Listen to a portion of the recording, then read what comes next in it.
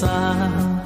Me deu vontade de contar como é que eu faço quando me bate um cansaço e eu paro pra aliviar. Tão diferente das abelhas pequeninas descansando lá em cima, eu prefiro aqui no chão, olhando o céu por entre as folhas que balançam com o vento, embalando a dança. Aos pesticidas, né? O professor Ednei, ele tem um trabalho com pesticidas, né? E ele queria ver, analisar, né, o efeito de pesticidas aí sobre, né, dos inseticidas, né? Em relação à mortandade. Ele falou principalmente de apis, mas eu falei com ele, não, vamos fazer de apis, mas vamos fazer também, né, das abelhas nativas, né? Será que os agrotóxicos aí eles estão, de alguma forma, diminuindo, né, a resistência? Então, assim, há todas as possibilidades, senhor Dailton. E, assim, hoje, como a nossa fazenda está mais estabelecida, né, como eu falei com vocês, o campus lá em São Mateus começou em 2006, né? A fazenda começou a funcionar em 2011, 2010, 2011.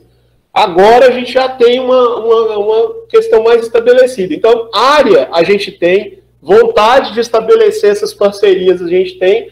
O que muitas vezes nos falta são técnicos, porque o número nosso de técnicos é muito reduzido, né? E assim, por mais que eu ame as abelhas, gosto das abelhas, eu como professor não tenho todo o tempo para ficar lá manejando, entendeu? A gente pode, né, ver, por exemplo, com a AMES isso daí, a possibilidade de talvez a gente ter uma pessoa técnica lá que nos apoie nisso daí, entendeu? Que ajude a gente a cuidar das abelhas, né? E espaço para a gente poder fazer os experimentos, tanto espaço físico como a vontade nossa, certo? O senhor pode ter certeza que tem, né? E escrever projetos, né? O professor Lúcio, mas o professor Helder sabem aí, né? A gente está num período muito complicado nos últimos 4 anos, né? Muito difícil da gente conseguir recursos, né? Como eu falei com você, eu e o Alex Fabian, essa é uma outra coisa que eu acho que a gente tem que inserir na parceria, não só a UFES, mas o INCAPER também, né?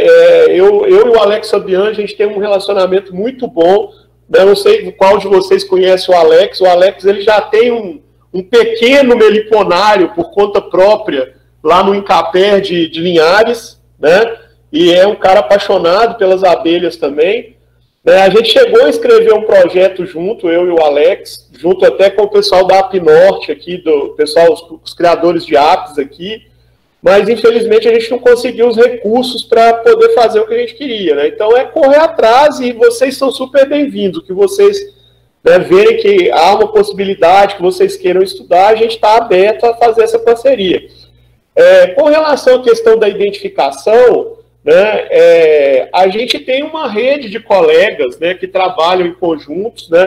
Hoje, os principais taxonomistas de abelhas, se eu tiver errado, o Lúcio me corrija, né, são o professor Fernando, né, a gente chama ele de Fernando Moita, né, na verdade, Fernando Amaral da Silveira, mas carinhosamente conhecido como Fernando Moita, né, professor da UFMG, né, o professor Gabriel, lá da Federal do Paraná, né, e alguns outros colegas, né, que sempre que vocês trouxerem, por exemplo, algum material para mim, certo, eu vou estar enviando, né, para o Lúcio, para o Fernando, para o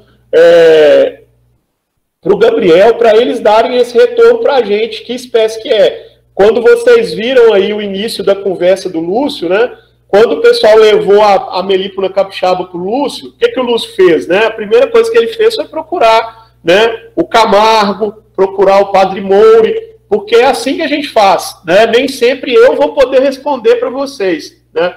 Mas a gente vai, com certeza, tentar ajudar e ir atrás aí para poder estar descobrindo se há uma novidade, porque isso é importante, né, para vocês, meliponicultores, para a gente da universidade, mas especialmente para a nossa nação, né?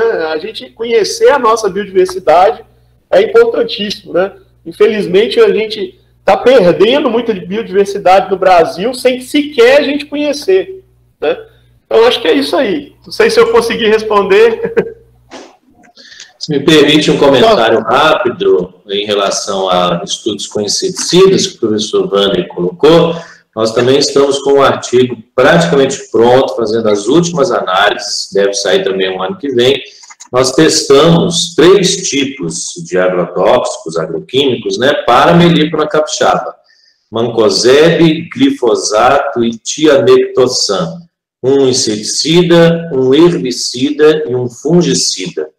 E tem alta mortalidade de abelhas, inclusive o glifosato, tá? O glifosato mata muito a abelha. E não só efeitos letais, como efeitos subletais significativos. Ou seja, tanto fungicida quanto herbicida afetam o padrão de voo de melípona capixaba. Então, esse trabalho a gente fez aí junto com o Júnior, da Encaper, aí de Venda Nova do Imigrante, né? E junto com a Guta também, lá de Viçosa. E então está saindo essa questão também. Então, não só os inseticidas, mas fungicida e herbicida também têm efeitos letais e subletais para a melípona capixaba. Só para complementar, doutor Wander, professor Wander, né, doutor também, né? O que a gente pode fazer para startar esse convênio, essa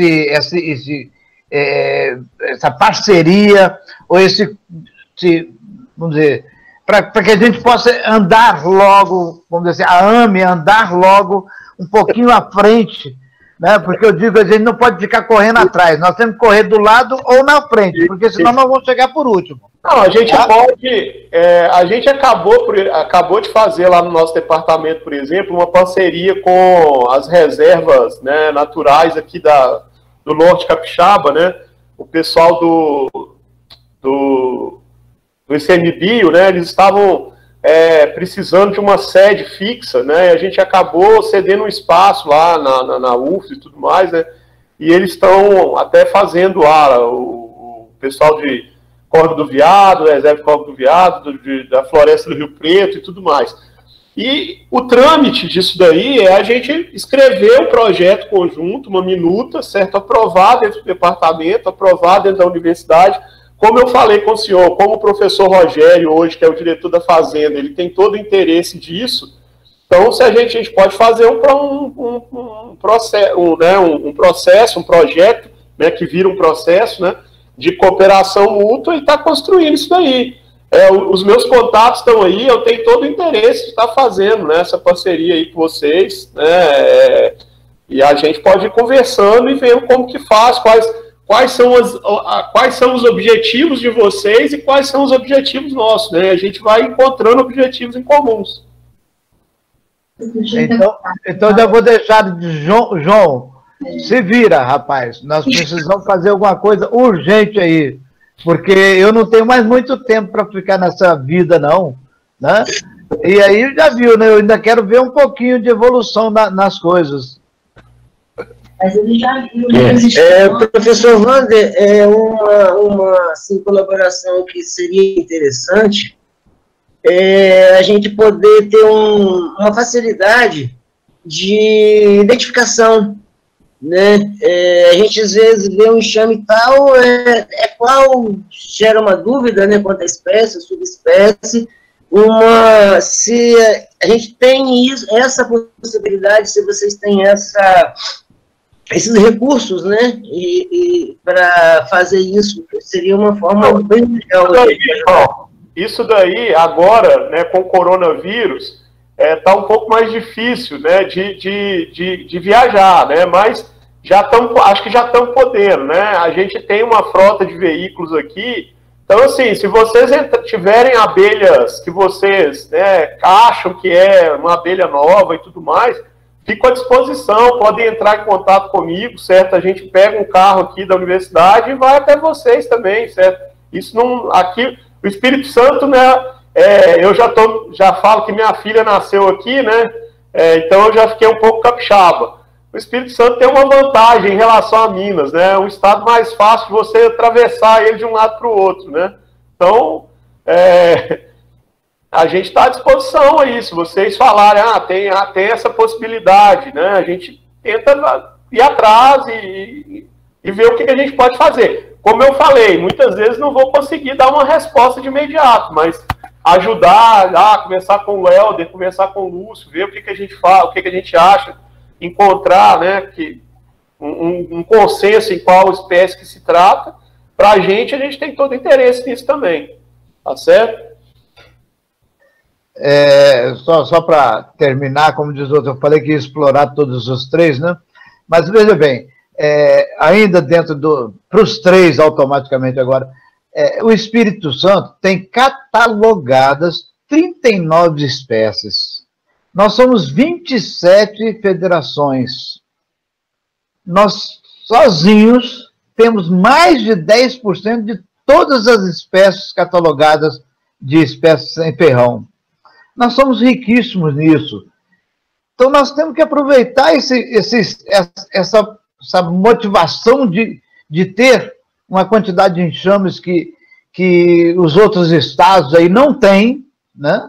Como o próprio Nordeste, nós temos lá poucas espécies em relação ao que nós temos aqui. Então, é por isso que eu estou colocando essa situação da gente tentar fazer uma parceria, juntar forças aí, os pesquisadores, o Helder, que já está, vamos dizer assim, como responsável, como um padrinho da nossa Uruçu Capixaba, né? E ter outros como vocês, tá? Eu acho que a academia não pode ficar longe da gente e nós não podemos ficar longe de vocês. Nós precisamos ouvir vocês e vocês, vamos dizer, nos dar apoio para que isso possa se transformar numa realidade, né? Mas agora eu quero falar um pouquinho para o doutor Lúcio aí, o professor Lúcio, né? Antes de mais nada, quase eu não teria uma pergunta para ele, porque a história que ele nos passou, a riqueza do trabalho que ele mostrou, do conhecimento dele, nos faz, assim, ficar cada vez mais alegre com a meliponicultura, né? Mas eu teria que dizer o seguinte, professor, quando é que a gente pode fazer um bate-papo mais presencial, né? Quando é que o senhor pode vir aqui no Espírito Santo nos visitar e ver aquelas histórias antigas do senhor aí junto conosco aí, ó?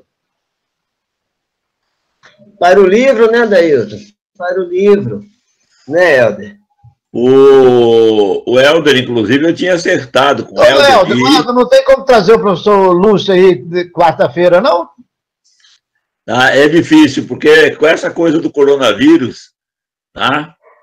Me puseram em prisão domiciliar. Tá? Então, agora eu estou em prisão domiciliar. Falei que eu preciso cometer o crime, porque a prisão eu já paguei. Tá? Eu já tentei levar o Lúcio várias vezes aí, mas vai dar certo uma hora, né? Agora, no corona, eu queria levar o Lúcio para ele tomar uma cerveja Alteza, né? Os amigos devem conhecer aí a cerveja Alteza lá, ó. Mas ainda não deu certo. Por causa do coronavírus, o Lúcio é cardíaco, já de idade, aí dessa semana não vai dar tempo. Mas de uma próxima, quem sabe. Mas eu queria falar alguma coisa do que o pessoal chamou a atenção. Eu acho que alguma coisa que pode ser feita pela Associação dos Meliponicultores do Espírito Santo, que eu acho que pode estimular bastante e talvez, inclusive, tirar um pouco, diminuir um pouco a morosidade das pessoas que estão trabalhando com abelha, com material aí para realmente se sentir mais estimulado, é que a gente tem uma série de problemas, muitas vezes, para se conseguir material, por exemplo. Tá? O Helder fala de criar abelha lá na fazenda, das dificuldades, mas muitas vezes a dificuldade que nós temos é de conseguir abelha mesmo, certo? Às vezes o meliponicultor tem, mas ele tem uma má vontade, uma dificuldade, inclusive, de trocar experiência com o pesquisador. E o pesquisador, muitas vezes, não ajuda muito, e existe um mal-entendido dos dois lados, muitas vezes, que dificultam as coisas. Um dos problemas é essa questão de identificação de abelha. Os pesquisadores que trabalham especificamente com identificação, são poucos, muito poucos. O número de pessoas que têm trabalhado com meliponídeo, por exemplo, é muito pequeno. Hoje, basicamente, com meliponídeo, quem tem trabalhado é o professor Gabriel, lá com identificação, né, com taxonomia de meliponídeo, é o professor Gabriel lá no Paraná. E fica assoberbado de material, porque além dos trabalhos dele, ele tem que identificar material das pessoas que se interessam por identificação. E muitas vezes também quem identifica, quem pede para identificar as abelhas, tá certo? Identificou aquela abelha e larga lá de qualquer jeito, daqui a pouco está tudo mofado, tudo perdido. A rigor, se um pesquisador identificou um grupo de abelhas, ele não precisaria identificar a próxima colônia, que é da mesma espécie. Tá? Eu acho que qualquer um de nós, com um pouco de boa vontade, consegue, tendo material e já identificado, tá certo? Tendo as chaves de identificação, consegue chegar, muitas vezes, muito próximo às espécies. A outra coisa, certo? Que muitas vezes, para várias finalidades, tá? Nós não precisamos do nome completo de uma espécie, identificar essa é a espécie tal, mas sim o gênero da abelha, tá certo? A que gênero pertence, a que tribo aquela abelha pertence, e daí atrás, inclusive, do especialista para aquele grupo, que às vezes nós temos, né, pesquisadores que são especialistas em determinadas áreas, né? Então, já vai direto no pesquisador que identifica a espécie.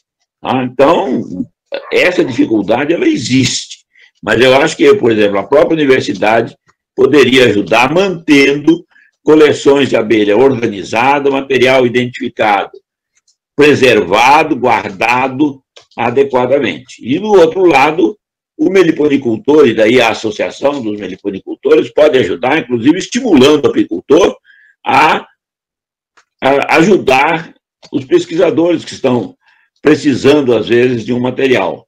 Tá?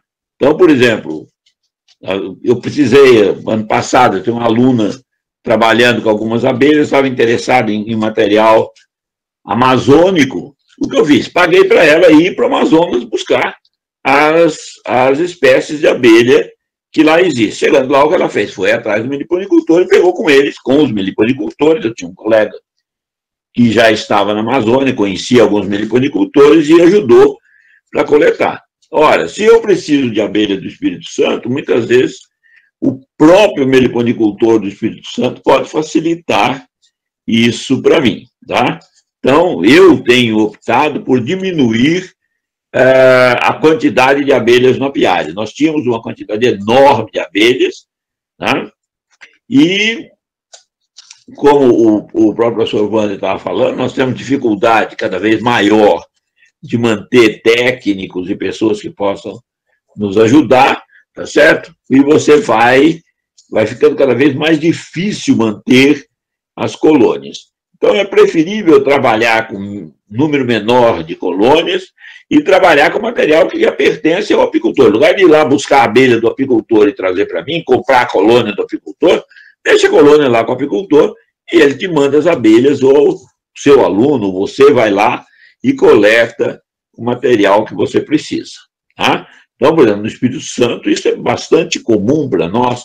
Nós temos várias espécies que, às vezes, nos interessam. A dificuldade é conseguir trazer, conseguir ter com quem você vai falar, com quem você vai pedir, e, às vezes, uma associação dos meliponicultores pode ajudar nesse tipo de atividade.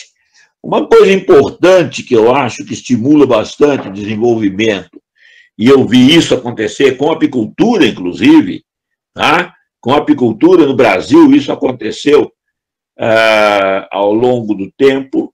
Uma das coisas é o estímulo à realização de reuniões que possam tratar de assuntos específicos. No caso da apicultura, por exemplo, sempre foram os congressos brasileiros de apicultura, que hoje é uma atividade, um evento enorme, né? Se algum dos senhores já participou, sabe a quantidade de gente que participa de um Congresso Nacional de Apicultura.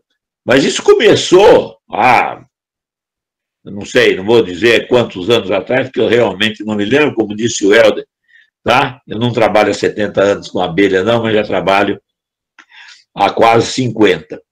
E eu vi nascer os congressos de apicultura, tá? Eram reuniões muito pequenas, feitas lá no departamento onde o Dr. Kerr, que foi uma das pessoas que trabalhou bastante com abelha no Brasil, atuava, tá certo? Pessoal reunido, discutindo problemas de como resolver o problema da abelha africanizada, né?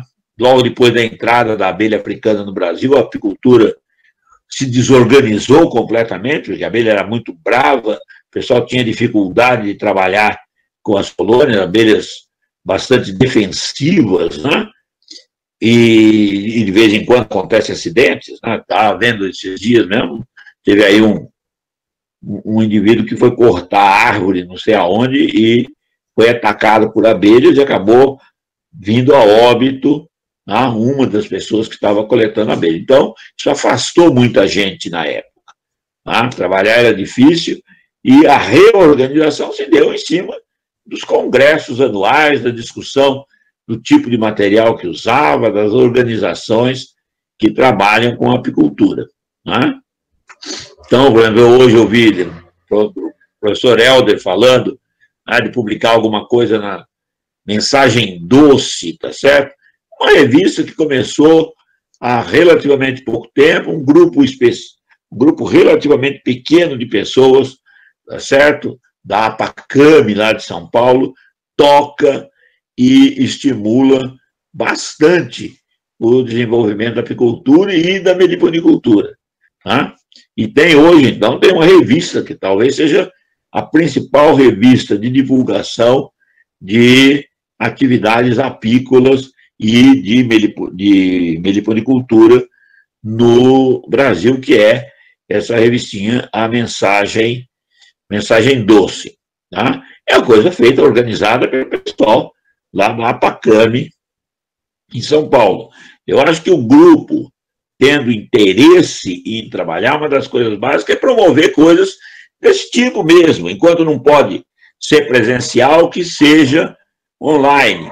Quando puder ser presencial, a cada 2 anos, a cada 4 anos, enfim, daí vai ser de vocês entenderem o que fazer, tá certo? Ou participar. Já existe, tá certo? Nos congressos de apicultura, uma parte dedicada à meliponicultura. Tem tido muitas reuniões nacionais de meliponicultores. A participação e o estímulo de participação dos membros da AAME nesses tipos de encontro é uma coisa interessante, tá? De vez em quando são encontros complicados, tá certo? Você vai encontrar lá gente insatisfeita com o pesquisador, porque aquela abelha que ele estava querendo criar agora é uma abelha protegida, ele não pode mais criar aquela abelha, tá certo? Mas eu acho que a parte disso, inclusive, é a existência de um grupo como esse, que me parece bastante interessante e interessado em desenvolver a meliponicultura, é bastante importante nesses órgãos. Tá? E conhecer mesmo a meliponicultura do Espírito Santo. Aí vão lá em cima do pessoal da Universidade Federal, vão lá em cima do Wander, vão atrás dele, cobrem, levem material, ajudem ele no que ele precisa e vamos botar a meliponicultura para frente. Aqui nós estamos às horas. Eu agora estou aposentado, né? Então, quer dizer, realmente tenho uma possibilidade menor de atuação, mas tem alguma atuação. O Helder tem ajudado bastante, eu acho que o Helder é uma pessoa que pode ser muito bem explorada, tá certo? O apoio ao trabalho dele e a apresentação para ele também dos problemas da meliponicultura aí, para que ele possa também ajudá-los a resolver. Rapidamente, João. Rapidamente. A gente pode, não vou prometer para esse ano, mas com a continuidade do projeto, que vai até 2022, a gente pode talvez programar um curso rápido de identificação de abelhas. Tá? Aí eu mesmo ofereço para vocês, junto com o José Eustáquio, que é o nosso parceiro aqui da UFMG, que trabalhou muito tempo com o Fernando Silveira, né? Porque, assim, nada que, claro, para formar taxonomista, nada disso, mas para que minimamente vocês saibam os grupos e conheçam identificar, né? Aí a gente pode conversar depois, tá, João? Uma parceria em relação a isso, e a gente oferece um curso rápido de identificação de abelhas, pelo menos desses grupos principais, tá bom? Eu queria fazer um comentário rápido a uma questão que o José Fernando Manhães colocou aí sobre o uso de drones para levantamento de abelhas em copas de árvore, né, como um substituto do andaime. Nós já estamos fazendo isso, tá, José Fernando? Nós estamos fazendo isso em Mariana, na área que foi impactada pela lama da Samarco. Eu e o professor Lúcio, a gente tem um projeto lá, e como as áreas são de difícil acesso por causa da lama, então nós compramos um drone e a gente usa esse drone para fazer essas identificações. Não é tão simples quanto a gente gostaria. Primeiro porque movimentar o drone na copa da árvore, esse nosso drone ele tem 12 sensores frontais, laterais, cima e baixo. Então, na hora que ele começa a chegar perto da flor, para a gente captar a imagem de forma adequada, ele começa a compensar o voo. Então, a gente não consegue fazer voos de mais do que 12 minutos, 15 minutos, e não consegue ir muito longe. Mas tem trazido alguns resultados. A gente ainda vai mais de um ano ainda com esse trabalho, e assim, pilotar o drone entre árvores é um grande desafio. Eu mesmo piloto, e tem um outro professor, que é o professor Robson, nosso da física, que ele pilota também, e como o alto da árvore tem muito vento, então o drone ele compensa muito, sabe? E aí a bateria vai embora e a gente acaba não conseguindo tanto quanto a gente gostaria. Abelhas maiores são mais fáceis, Euglossine, Xilócopas, a gente tem conseguido identificar bem, mas abelhas menores, meliponines e abelhas pequenas, ou elas se afastam da flor por causa do barulho do drone, parece uma abelhona grande, né? Ou por causa do vento, que ele faz muito vento embaixo, e a câmara do drone, ela é embaixo. É a única posição para que o drone não perca estabilidade. Então, para a gente conseguir capturar, a gente precisa chegar por cima da flor. Então, esse é um outro problema. E um terceiro problema com o drone é que muitas flores elas estão na copa, mas não por cima da árvore, mas na lateral da árvore. E aí, chegar com o drone na lateral, nós mesmo encostamos o drone num galho, o drone caiu, amassou a hélice, e um drone desse custa R$25 mil. Isso com dólar normal, hein? Com dólar a R$6, aí multiplica esse negócio por 2. Observando aquele vão por entre as telhas, um enxame de abelhas parou para descansar. Me deu vontade de contar como é que eu faço quando me bate um cansaço e eu paro.